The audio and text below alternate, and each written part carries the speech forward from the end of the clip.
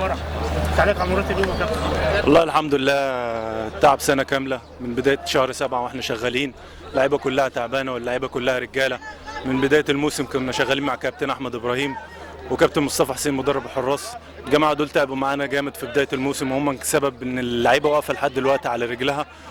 والله وكنا بنرد على المشككين، ناس كتيره كانت بتشكك في اللعيبه دي ان هي مش رجاله، لا اللعيبه دي رجاله واثبتت النهارده ان هي رجاله. وبنهدي الفوز ده للجماهير المحبه اللي جت النهارده ودعمت الفرقه، وبنهدي الفوز ده لمجلس اداره برضه اللي تعبان معانا من بدايه الموسم. واهم حاجه الدعم المعنوي بعد الماتش، وكابتن وزع طبعا العامل الرئيسي وصاحب الفضل على الفرقه اللي هو واقف معانا وساند الفرقه من خلال مجلس اداره.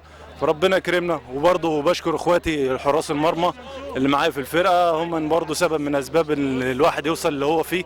وبشكر طبعا صاحب الفضل بعد ربنا كابتن سيد ابو الخير في اللي انا فيه ده لغايه دلوقتي، وواقف على رجلي فالحمد لله. وربنا يكرمنا في الفتره اللي جايه.